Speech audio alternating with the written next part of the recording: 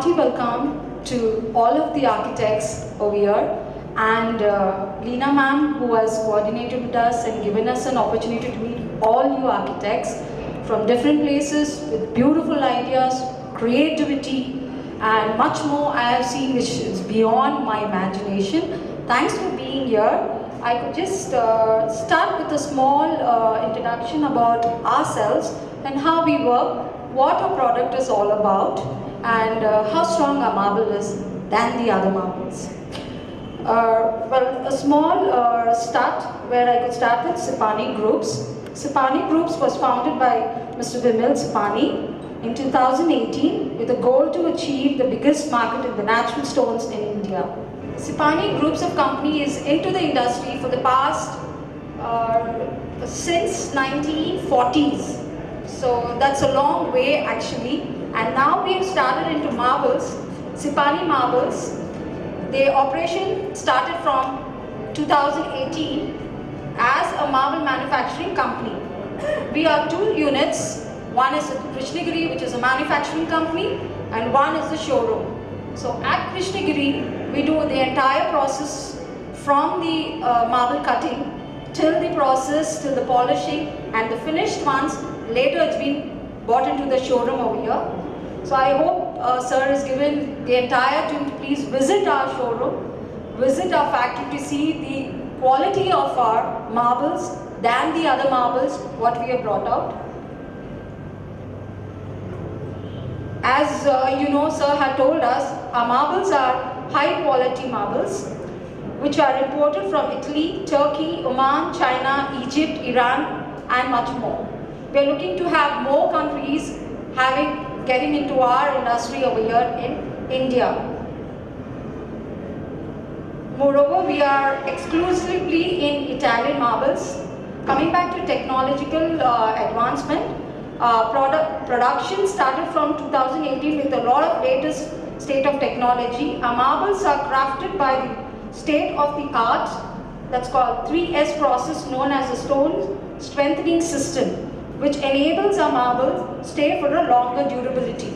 That's, you would have seen a video over here. We put an epoxy coating, wherein if you go to another place, you do get an Italian marble, where you have a GP coated ones. There you need to peel it off and lay. Once your marble gets cracked below, the entire things which is there, let it be cement or whatever you put it on the floor, gets into the marble and it gets, your marble gets spoiled.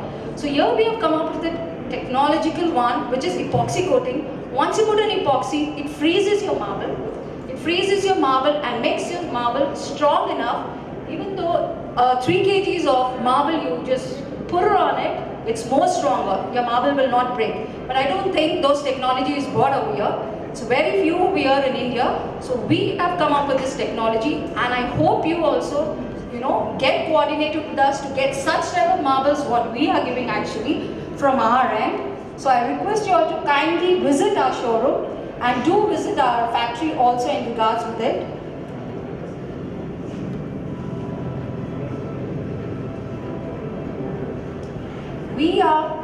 We do provide 100% polished marbles. Hence when you want to, do some projects which you need to have a stronger marble, please do get in touch with us. Epoxy coating is one of the best coated ones where you can, confidently lay, confidently do all your projects. Wherever you do, let it be wall mounting, let it be flooring, let it could be behind your cabinet. Everywhere Italian marbles are being used. So I request you all to please visit us and do know us more. Please do call us if you have. Please go on our website and you will have more ideas coming of what type of marbles we have. We have designable marbles from the beige colors, black, brown, designing ones which flows in like mountaineers. These are all natural stones. So when natural stone and artificial stones, there's vast difference. So when you use an artificial stone, there's a possibility of melting, there's a possibility of, your marble getting cracked, you get powder coming out. But if you use an Italian marble which is strong enough, your marble doesn't get damaged, it stays lifelong and it's more stronger. Here actually we had a video which shows how the process goes in from the cutting till it's being polished. till it's been even put, epoxy coating being put. How the epoxy coating is being placed on the marble, we'll just show you a video, we'll have an idea about it. This is the process how we do our polishing actually. Before this, our stone is being pasted with the chemical and dried, and then later after drying we put it into a blade razor where it is into a measurement of 18 mm, 20 mm, and it's been cut. Once that is cut, then again it's gone into a process where the entire polish is being placed. Once this polish is being done, then it's dried, and then it's brought back to the showroom where we have a display over here. Here we have a piece displayed which is of epoxy coated. The rest ones are rawly being kept behind. Those if you need to have an epoxy, we do put an epoxy. If you do not need an epoxy, we do not put an epoxy. But we do have 100% epoxy being placed below the marble, which protects and keeps your marble stronger. That's it for now. Thank you so much for having your time. Thank you for coming, all of you all actually. I think there'll be another guest who will be having this week. Right? Thank you so much. Thank you, Sana.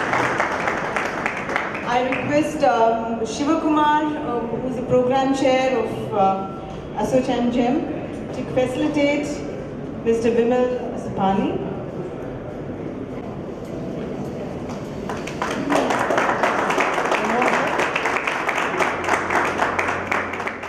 Our next speaker is Akshay Hiranjan from Purple Ink Studio. Hi everyone. Thank you Architect Leena and the entire team for organizing this. I may sound a little tired. I think the Red Bull is wearing off. So I'm talking to you about two projects. In fact, both of these were sort of experiments at a slightly different level. One of them is an apartment that we were working on, where the idea of typically you have a lot of people wanting to talk about greens being a part of every home, etc., etc. When it's a private home, it's easier to handle it. But the idea was to figure out if people are actually ready to have greens at every level and see how they react to it. It's always easy for a developer to market it in a particular way, and the idea was to figure out whether they actually, how does it go through after a year in a project like this, and does it become just a marketing gimmick for people to sell the flats, and then what happens? And do the people who actually want greens have the time and sensitivity to maintain it throughout? Was something that we wanted to experiment with. And with the kind of work that we were doing in this project, we also wanted to make sure that it goes at a deeper level where we start questioning the whole idea of living itself. So these apartments that we were working on were smaller in size, I think close to 20 units only, and the project had to be affordable. So affordable that even I could have an apartment there, so that's one of the flats that I had. So it was also planned as an experiment to figure out, do you really need, when people talk about rooms, number of rooms and how you would start defining your lifestyle, is it actually necessary? Does it change with the way the lifestyles are evolving and you have lesser time at home, or with the COVID, of course, you're looking at a very different scenario. But typically otherwise, how does the home react? So the first thing that we wanted to analyze is to figure out how the places have evolved in that region and the kind of greens that have been lost out in the due course of time. So when we started working on this was with the developer, so it becomes essential for you to sort of look at things in a very different perspective rather than just looking at the square footage and then putting it across saying, it would sell for X, Y, Z reasons. So the initial analysis actually started showing the kind of depreciation in the greens and the kind of requirement to analyze and figure out if you're building a structure in a particular plot, do you really have a solution where you can grow more greens than it would typically have otherwise? So the idea was to look at it vertically and see how the greens react at every level. So when you start looking at this, you also realize you need to address it from the initial stages, which actually comes back to the planning. Because the moment you look at greens being a part of every level, the first question emerges is the kind of planning that you would have, because you would also start having decks or terraces or balconies. So how do you pitch this idea to someone who's actually looking at just selling that square footage and wants to just get done with it. So initially the whole kind of working that we did was to figure out if there are multiple ways to use a space, and should the deck actually be an outside space or can it start coming inside, where it starts seeping into the the internal spaces and find its own way or its own reaction to every kind of a lifestyle that you would have. For a project like this, we were aware that it was in a slightly smaller site in a very dense area. So the kind of lifestyles that people would have, people who would want to buy an apartment here are looking at a smaller, it's a segment which is not very niche. So it makes it important to make sure every space starts reacting to the kind of expectations that they would have. With that in mind, we also started working on this idea of productive balconies, and how do you start looking at terraces or balconies? Does it only have to be a multi-utility space like I showed earlier, or can it actually start getting you more things out of it? So the idea of us taking one unit there was to figure out and see, do people actually stick to what we have worked on, or does it start depleting, or will it actually become forest like we call the project Vanam? So it's been a year, we are saying, I think it's an experiment at a level where you start realizing that a lot of people are honestly not into it. It's an initial thought, and then you realize the kind of expectations that one begins to have is to start finding ways to motivate them and to start growing greens, which we're doing now in a couple of units there. The initial working was to figure out the kind of levels that you have sectionally. So instead of just looking at units that would have planter beds outside, we started figuring out ways where you can have larger greens or taller trees that can become a part of it. So sectionally, when you see it, you begin to realize that by staggering the balconies, you get double-heighted space. So even for a unit which is less than 1,000 square feet of an apartment space, which is actually not very large in terms of a 2 BHK in the Bangalore scenario, you begin to realize that the deck takes up a major chunk of that space. So about 30% of the space is actually the deck space. So the moment you realize that that is the scene, how do you start reacting to it getting inside rather than just having a material palette that flows inside out?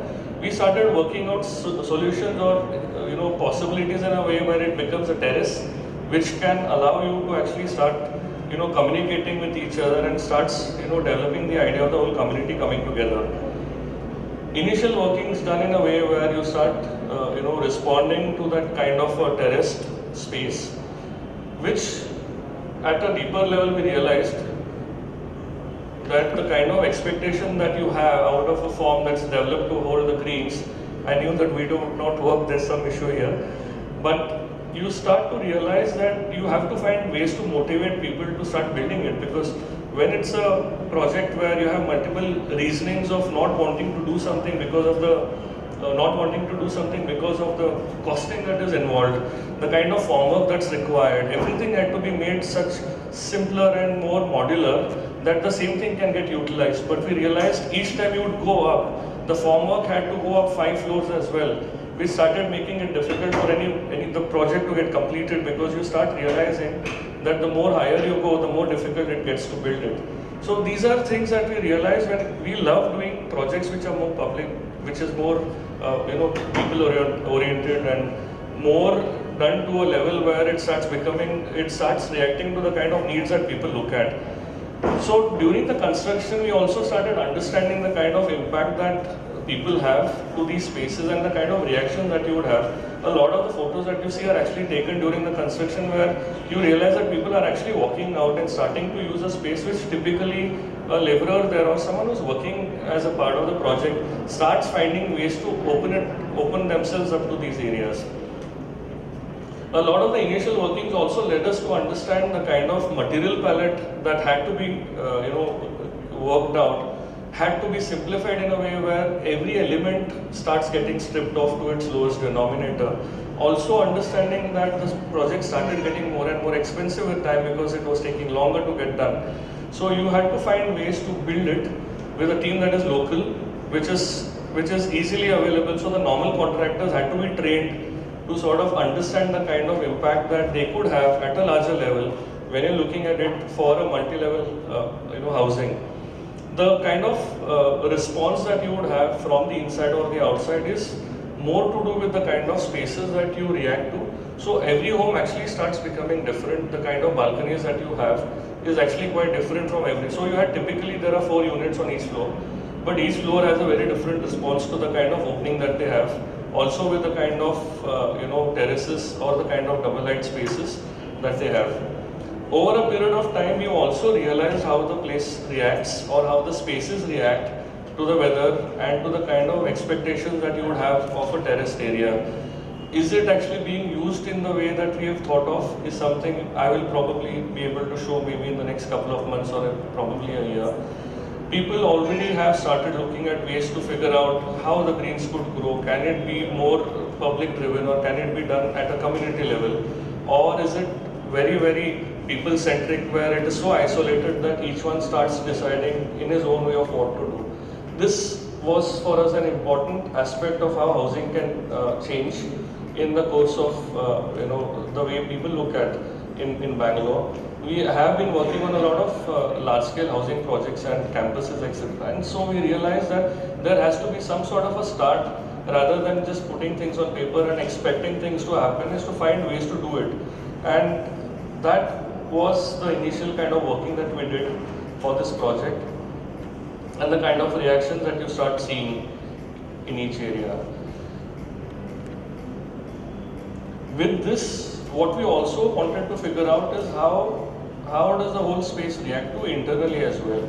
So we actually we bought a flat there. Nobody lives there, but we wanted to figure out if there is a way to actually start putting things into practice and to figure out a way where the whole idea of the unit itself is questioned. So although every unit is different and done in its own way, we wanted to figure out does the idea of a living room actually has to exist. So actually, if you see, there is no living. The moment you enter, there's a large, massive dining area, because that's something that we realize that's so close to us personally as well, and the kind of places that you would like to hang out and find different ways to utilize that space. So it started becoming an experiment of sorts to understand, do you really need a utility? So there is no utility. It's all open, it's all exposed. What you see is what is actually there. So there was no hiding of anything in this whole project at a level which is deeper and at a level which is more intimate. And with the kind of internal spaces that we actually got, we realized that the kind of expectation that you would have with a smaller or a larger space actually doesn't change much the moment you open it up to the outdoors. So the kind of expectation that anybody has of a smaller space and making it more and more built and cramped and making it more and more done up, we wanted to open it up on the other way. So everything that you see is left exposed, and with the kind of budget that we had, we realized the only thing that we could do is build it up ourselves. So we had a large number of people who worked with us at different projects come together and find their own ways. In fact, our whole office actually worked together on this in their own ways, and it was a very open-ended design plan where probably I or my partner Aditi had lesser say, and all of us actually collaborated in a way where it becomes a part of the studio rather than the house itself. So that's one reason why none of us stay here, and we use it as a place where the studio gets together and finds multiple ways to use the space. Even the kind of planning that was done was initiated in a way where the day and the night changes completely, and the kind of space usage instead starts reacting to that particular moment. It's planned to be more like a den, so even the kind of colors that are used inside the whole project, in fact I think there's very less color other than black, which is something that sobers us down a lot in terms of the kind of experience that you have. But the kind of light that falls into the space during the day is something very, very different and is very, very progressive in the kind of changes that you see. Over a period of time, we started making it greener. The photographer that we worked with was so clear about what she wanted that all the greens were taken off, all the books. It's a very, very overdone up space in terms of the books that are there. There are more than 400-500 books inside the space that we have. But what you see is actually a very, very skeletal or a very, very minimal place. And what you see is actually how it is. But over a period of time, we also started working out ways to use the space. So each time somebody is there, you actually start reacting to that space, and the kind of intimacy that you have in that space actually starts changing. And the kind of light, the kind of reactions that each one of us would have is something that changes with time as well. I'm through with just 2 more images. So these are other areas, and now the greens are actually starting to seep inside. These are the balconies, and the kind of colors that has moved out from the black is becoming more and more green. And hopefully, in a year's time, I'll have more shots of the space to allow you to understand how that space has come up finally. Thank you, everyone. Thank you, Akshay. When you walk through Akshay's spaces, the first thing which hits you is the rustic textures sitting in harmony with the earthy textures. And green is omnipresent, and this project amply denotes that. I request Mr. Vimal Sapani to felicitate Akshay. Mr. Vimal Sapani. Okay, then Ajay Chandran, Secretary, Asochanjem, to felicitate.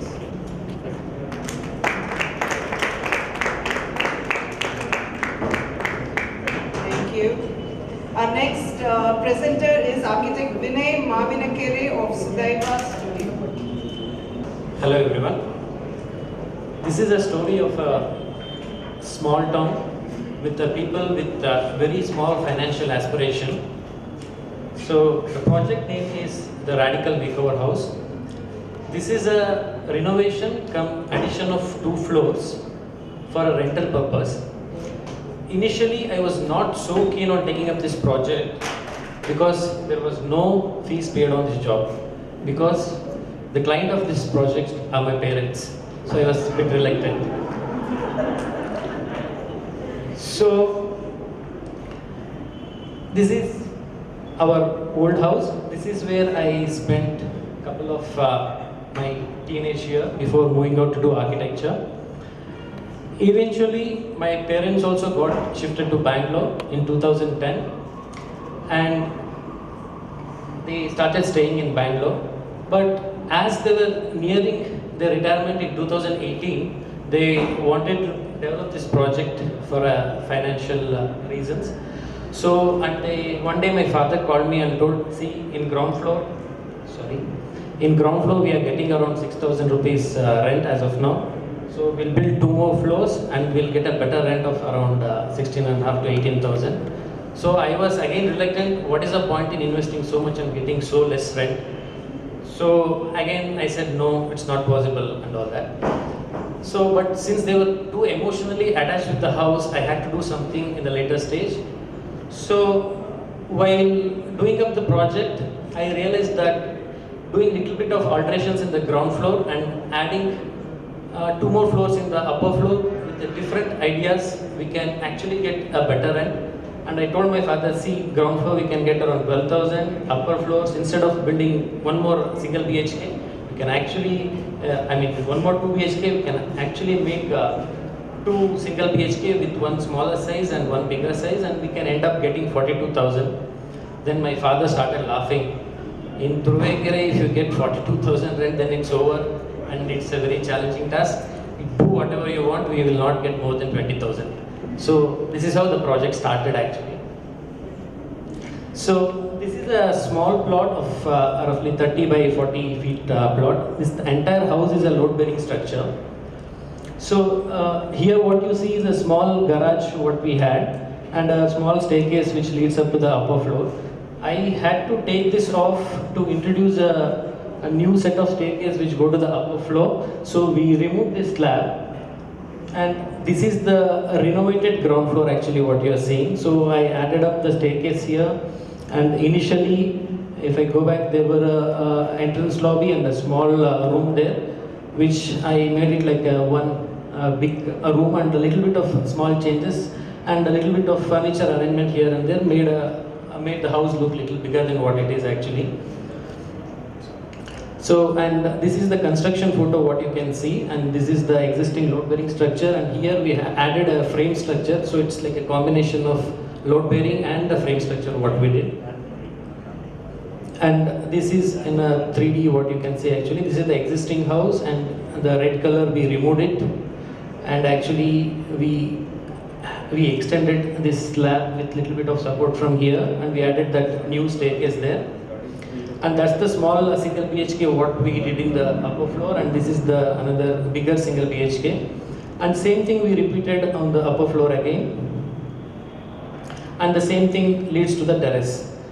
So while the terrace construction was happening, I visited the site at that time, and I was quite astonished to see this kind of view from that level. So I felt as if I am sitting on the tree.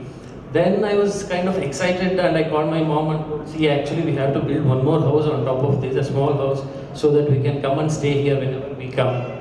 Then again the budget was not permitting, but somehow I convinced her we can do Airbnb, that, this and all. So finally we ended up doing one more small house on top.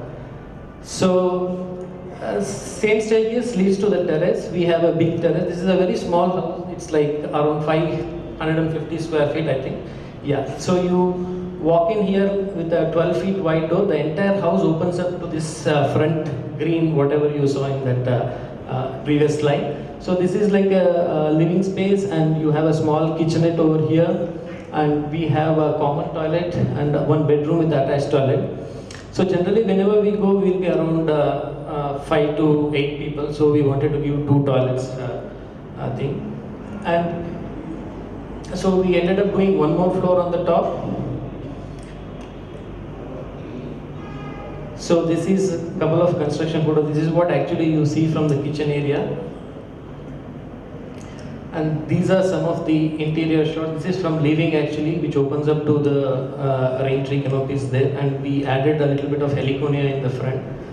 Everything in this house performed a double duty, like living room can be expandable to a bedroom, and I mean here the kitchen and dining, which can become like a study space as well. And we introduced a couple of aluminium panels which acts like a cutlery units and all. So, and these are a couple of views. This is again the interior. My creative partner Mr. Geet is also here. He has a lot of things to do with this. And this is a bedroom. This is a terrace again. So this is as far as interiors goes. So after I presented the plan to my father, again he was more worried about how the building looks from outside. So this is the house which is there in front of our house, and he used to tell me, see how beautifully they have done grills and all, it's very safe. Nobody will fall. So we should also do something like that, because you never know rent people what all they will do and all.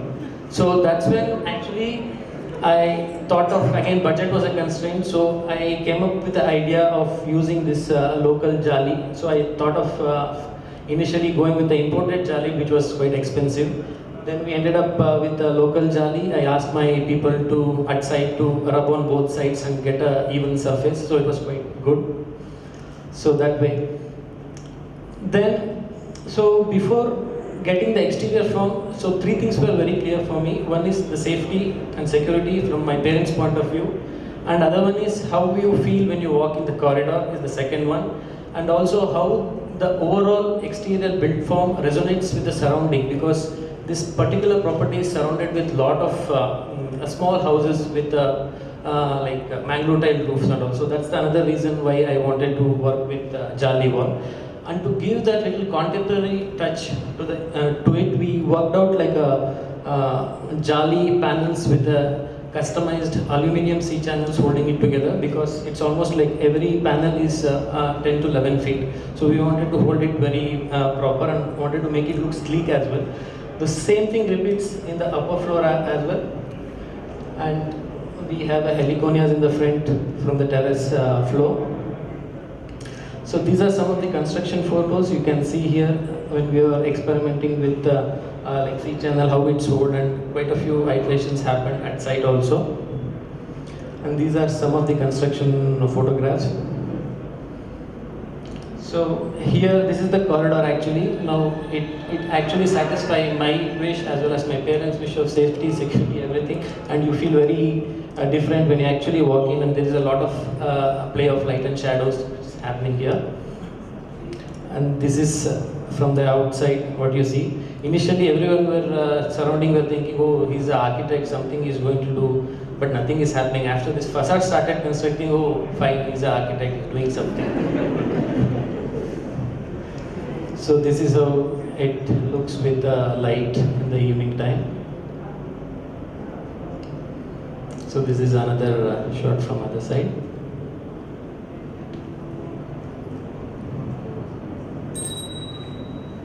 So yeah, finally my parents were quite happy the way it came out, and we spent almost 6 months during the lockdown, and they enjoyed every bit of the house inside and outside, and they were like jumping like this. So, and finally they told, in architecture ochitko sarthga aitmagnaiti.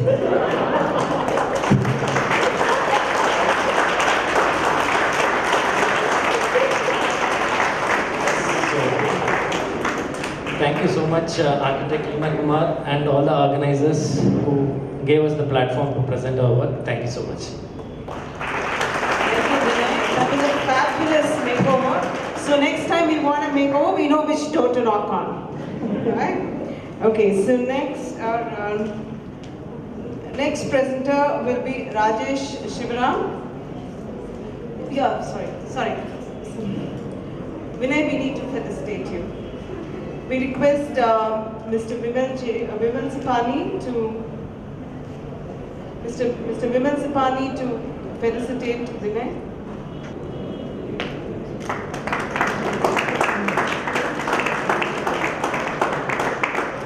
Hi, good evening everyone. Thank you so much for inviting us, Architect Leena Kumar and all the organizers for putting up a great show. I know it's Saturday evening, and thank you so much for all of you being here in these difficult times without a beer in your hand. So I'll try to make it as quick as possible, right? So the 3 projects which are shortlisted for Art Daily is 3 homes basically. It's more or less on the lines of equal requirement from the client, and also the built-up area is almost more or less equal, and even the design sensibilities what we follow in office are on the par of the same lines in terms of the sensibility what the client wants. So the first project, what I'm going to explain here is, it's called Belluku. It's in JP Nagar, very close to the mini forest. So it's a 60-40 east-facing plot. So when the client first, when they came to us, it was very simple that his requirement was very clear, that he wanted a multi-dwelling house. One house for his parents in the ground floor, and then a duplex for himself. So since it's a 60-40 plot, and we were also concerned with respect to the FAR and the built-up area, and of course the Vastu principles. So we made it very clear that all the services can be in the ground level, and then the upper floors have the spaces, livable spaces.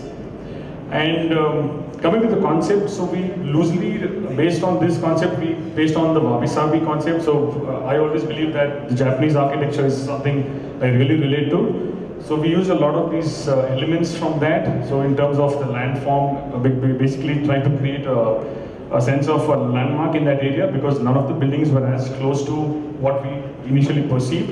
And then of course the activity of the people living inside, because they're pure Brahmins. So I had to cater to the sensibilities of their lifestyle, and of course we had elements of water, landscape, air, earth, so on and so forth. So I'm just going to run through this, and I'm not going to explain the plan detail because it's very simple. So the still floor had car parking with the servant quarters and the services. The ground floor had a 2-bedroom house for the parents. The first floor and the second floor was a duplex for the client who lives in the US. So unfortunately, he's still not enjoyed this house because he's stuck in US because of the lockdown. I had the opportunity to enjoy this place by having few parties without him. So so the initial brief was the existing house which we had to demolish, and then keeping the sensibilities and the sentiments of the client, we kind of reused a little bit of the wood. We reclaimed some of the wood, so we kind of used it in bits and pieces where all possible. So it was easy to kind of keep them in good books, so that we don't really demolish the whole house and then start all over again. So coming to the material palette, we try to keep very simple, earthy, rustic material both in and out. So that was the main intent from day one when I first probably did the sketch with my team. So we used a lot of materials like the wooden rims, which was Ipe wood, and then we used cotton steel for cladding. We used a lot of tropical theme in terms of the plants. And the same thing goes inside. So even inside, if you look at it, we have a lot of cement plaster, cement finished tiles, and then the wood and the rustic tiles, which is cement tiles on the floor. So in terms of the entire combination, I always believed in my projects that what you see outside has to relate inside. So there's no point in doing something simple outside and then doing something extraordinary outside. So there has to be a really good balance between the two. So it always works well, at least in my projects and to my clientele. So as the name suggests, it's called Belakoo. So these are the various photographs taken probably at 6:30 in the morning until about 6:30 in the evening. So you have a lot of light. This is an east-facing property, so you have a lot of natural sunlight coming in throughout the day. So we've created a lot of skylights appropriately positioned in all places so that there's a perfect capture of the morning light, the afternoon light, and the evening light. So that's the view from the dining overlooking the street into the living room. So we've created a nice center water body. That was one of the small requests of the client, because we went a little different here, because normally northeast areas are considered with water. That's your Vastu principle. But here, apart from the northeast where we had the water tank and the borewell, we've kind of done the water body in the center. So that kind of differentiates between the living and the dining. Sorry for that.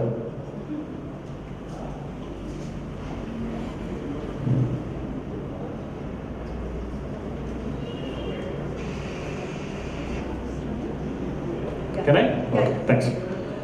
So the water body is the main thing which separates the entire living floor. So the water body has a double height, all through the skylight. So this is taken about, let's say 11:30 in the morning. So that's the kind of light you perceive.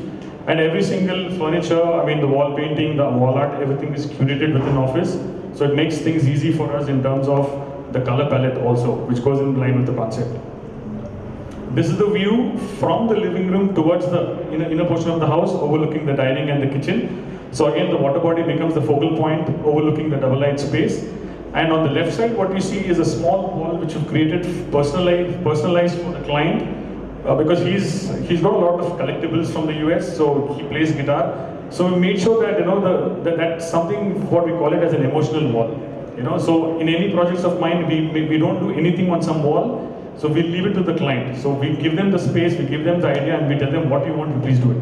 So the guitar and all those collectibles is all part of his idea where he wanted to display it. So we've kind of catered to that easily. So this is the view of the dining and the kitchen. On the left side, what you see is a small mini bar which overlooks into a private garden and the deck. On the right side, again, you have a nice staircase which interconnects from the ground floor to the first floor. And again, we've kind of left the lighting palette also very simple and clean, because we wanted to accentuate every single corner of the space, just not by having a uniform light. So we create a lot of these dark shadows patterns so that it kind of gives you a nice feel in the evening. So that's the view from the deck, again, into the dining and the living room, overlooking all the spaces.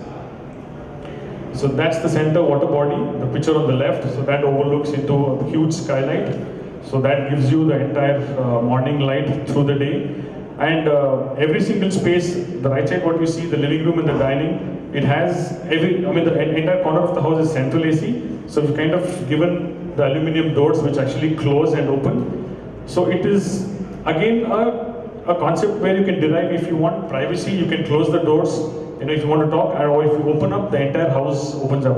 So in detail, the depth of the house is really seen. So it's almost like from the living room to the outside deck is about 45 feet. So out of a 60 feet side depth, you have a 45 feet which is open. So which is kind of giving you a nice open feel. So that's the other views of the double light from the water body overlooking into the skylights and other spaces. So that's the living room. Here, normally we don't prefer to have a TV in the formal area. So we make provisions for TV, but we have a multi-purpose room and a family on the top where ideally the TVs should be positioned for the family. So that's the view from the first floor. On the left, the same emotional wall, what I mentioned on the left side, continues into the first floor, which becomes a private study for the client. And then that small window which opens into the master bedroom, overlooking into the waterboarding, even from the bedroom. So that's the study on the left. And then we have a small family area in the first floor where it can also double up as a guest bedroom because it's sofa cum bed. So you open the sofa, it turns into a bed.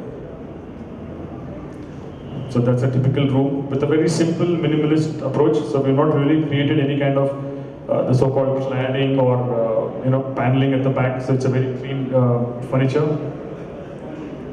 So some of the details what we feel is very appropriate in our projects, given space and time. So all the projects what we tend to derive is as much as possible how it looks good in the morning. The same thing should look good in the evening as well, so with light. So we cater to a lot of climatic conditions in terms of the light and ventilation, and also the artificial light, how it creates a pure magic in the evening, with all the landscape and the material display. Yeah, so the second project, what I'm going to explain this, is called IKEA. It's in RR Nagar. So this is a fairly big site. It's about 4,800 square feet, which is a combination of two sites, 60-40, 60-40. So here again, the client's brief was very simple because they are from a corporate background, so they absolutely didn't have time to meet. The only time they could probably make time for us was on the weekend. So they wanted a very simple, clean, clutter-free home. And it's a young couple with two small kids, so they wanted everything to be as neutral and white as possible. So here what we've done is we've created an open structure where one portion of the property is built in a 60-40, whereas the other portion, 60-40, is just left empty. That's the private garden, and that faces east because the road is facing south. So the entire house faces the east within my own property, so you don't have anything to face the south or the west. So we've kind of curtailed off the south and west with only the services and the stores, so that the direct heat radiation is avoided completely. And the main principle of this house is we've based it on the Angkul of the Bali architecture. So it kind of relates to in such a way that as one enters the house, the entire house is not revealed at once. So it slowly starts opening up to the visitor. So that creates a lot of impact for the visitor instead of opening up the entire thing. So when it comes to the massing, so we have the site, and then we've taken the built and the unbuilt structure. Like we've built in one portion, the other portion is left empty. And the third thing which shows the overlapping of the masses with the water body. And then the last photo, what you see, the number 6, is how we played with solids and voids depending on how the climatic conditions relate internally. So we have here another important thing what I would want to stress is this project, I would say it's more of a sectional architecture than just a regular building, because you have a lot of beautiful sections created by the double height spaces which are created in every single floor. So wherever you stand, you have beautiful sections relating to the house. So we have a small video to take care in terms of the massing. So this is what it is. So it just kind of explains a little bit on the whole massing. So that's the divide of the property into two zones. And then we kind of built only in one portion, that is the southwest corner. Again, the Vastu says southwest corner should be built, so northeast becomes more open.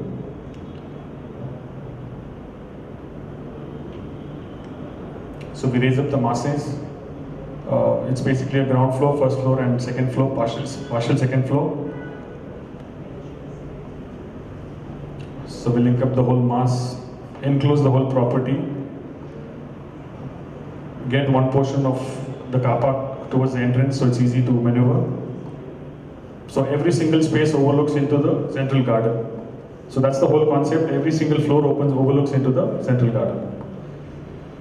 So in terms of the visual connectivity, what we've tried to do is we've achieved the internal and the external to link as one space, so that at every given floor you have a nice view internally and as well as externally. So again, the multiple landscape pockets, which again relate to internal and external spaces, so you don't really differentiate between the landscape which is outside and also the inside. So I'm just going to run through the plan quickly. So the left side is the plan where the entire spaces overlook the center garden area. So even your dining, kitchen, living room, formal, everything overlooks into the garden.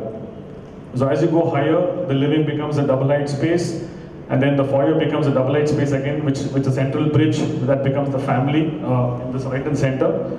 Then the private rooms become the southwest corner, then the kids' room, everything with a balcony overlooking the garden area. So the last floor has a small built-up with a private home theater and a small gym, home gym.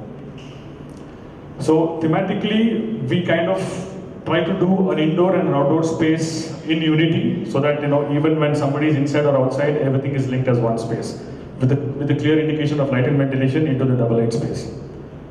So that's the project. So when this is the entry point of the house, so that's the entry point. So once you come in, you enter through a beautiful bridge, which kind of links into the entire garden area first, and before you enter the house, and all the windows and doors overlook into a beautiful garden, which is a very private area from the adjoining properties.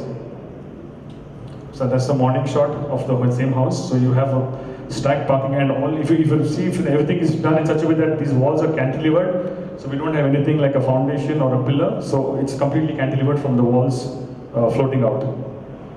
So as you enter, you have a beautiful grey marble overlooking the double height of the foyer in split level.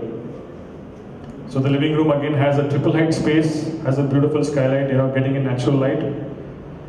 So happiness is when it makes up in height, when it lacks in length. So we've kind of taken the entire central area, atrium, into a water body overlooking into the staircase, and the entire staircase links all the way floor. And mind you, there's no lift, so they didn't want a lift, so the entire staircase had to deal with the entire concept. So we created another good space, which is a central water body, which is actually it's got an inlet and an outlet, so you actually remove water when you don't want it. Sorry, just take 1 more minute. I'm the last guy, so I think. Thank you. So again, a double light space. If you look at the left side photo, we have a beautiful skylight on the top, so it gives you a nice skylight effect.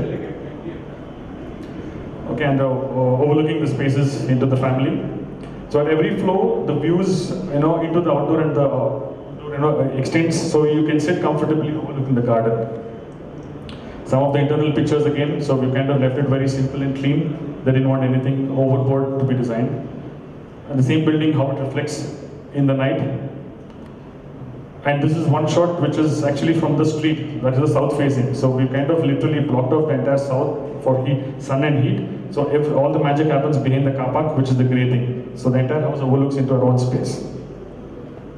Yeah, so this is the last project I'm going to discuss. It's called the Far Side House. It's in Malleshwaram. So again, this is a 60-40 plot, which is an east facing. So here, one interesting aspect is when the client came to us, there was already an existing house here, and they wanted to demolish it. And as their family expanded, because he's got 2 sons and the family grew, so they wanted to keep the same charm and then demolish the old house and get something new. So we did a little research on Malleshwaram being one of the oldest parts of Bangalore. So we said, why not we go back to, kind of go back to roots. So kind of use materials which were actually in both, because my office is in Baswantagudi and I can relate Baswantagudi and Malleshwaram close to each other because they're the oldest parts of Bangalore. So we kind of dealt upon the point that, even if you look at the first project, which was Belku, that was a 60-40 east facing. This also is a 60-40 east facing. But the kind of approach what we tried to do was completely different with exposed material. So that's how the whole build structure became as one environment, right through ground floor, first floor and the second floor. So here, the entire principles of the house depended on very simple concepts. I mean, like what any other architect does. So it's simplicity, harmony, authenticity, connection and the detail. So every single space what you see is interconnected to each other, and also at the same time overlooks a massive tree which was a blessing in disguise for us. So we kind of overlooked all the balconies into the tree so that it looks like it's like we've planted the tree. So that's how we were able to relate to the entire house. So again, the floor plan had a stilt, ground first and second. So everything was interlinked perfectly for Vastu, services, private spaces, everything. So again, the sections. So we take care of natural skylight, the climatic conditions, morning, evening, afternoon, everything we dealt well. So the material palette again, for me, it's a very personal project because I kind of personally like it. So there is more than one reason to fall in love with natural materials. So you cannot go wrong. And this is timeless. I mean, even after 10 years, if I have to probably recreate the same thing, it'll never go out of trend. So I love working with natural materials.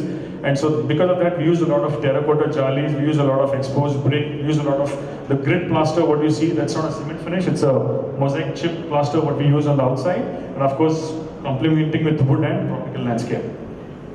So that's the house from outside, east facing. So when you actually talk about going back to the roots of the old concept, we literally got the post box also from Kerala in an auction. So, I mean, post boxes are illegal now unless you get a certificate for it. So we literally went to the extent of creating something really old into the building. So that's how we were able to get this.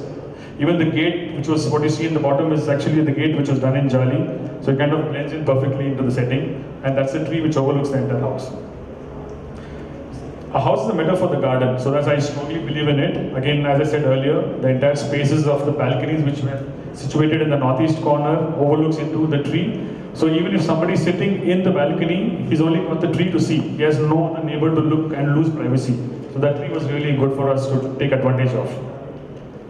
So we used materials like exposed brick, jalis, and that's the grid plaster I was talking to you in the ceiling. So the same space on the left side photo, what you see is the same space when you see from the street. And then the internal space of the double light, huge cantilever, 18 feet cantilever roof becomes the roof for the sit out on the right side. So that's how we're able to really go together. Again, one of the most premium places of the house, a first floor balcony, where you have a very nice cozy corner for a cup of coffee or probably read a newspaper in the morning. And that when you sit here, the jali behind it becomes the light for the puja room below, because again, as the Vastu, you're not supposed to walk on puja. So we created double light space and then lit up the whole thing with jali wall. So as you enter the house, you have a beautiful palette of natural materials with cement and brick. So we have a nice water body in the northeast corner, which relates to the entire house. So again, the skylight concept which comes in and plays a very important role. This skylight is in the northeast corner, which gets in natural light till about 12 or 1 in the afternoon. As you enter inside, you have a living room, which is a double light space. So the materials are very... 2 more minutes, please. Okay. 2 more minutes. Just answer it quick. So again, double light space of living. So again, staircase, which divides the internal and the private and the semi-private spaces. So again, the material palette was very simple and clean, but we kind of worked a little quirkiness in furniture in terms of the colors. So just added the right blend. So life's all about the simple details. So the staircase was cut in this, and then we took the staircase in a different corner again, so that we create a double light space with skylights. So a cozy bedroom. Again, the material palette, of different spaces and toilets and guest bedrooms.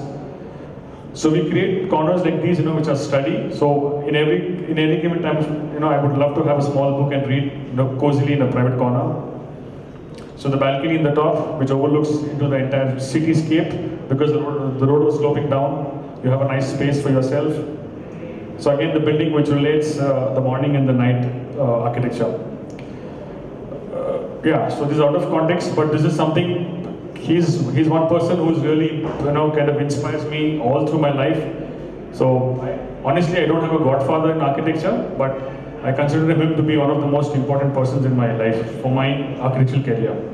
Thank you. Thank you, Rajesh. That's a fine blend of water, greens, earthy spaces, and natural light. Thank you. I call upon Mr. Puneet Sapani to felicitate Rajesh.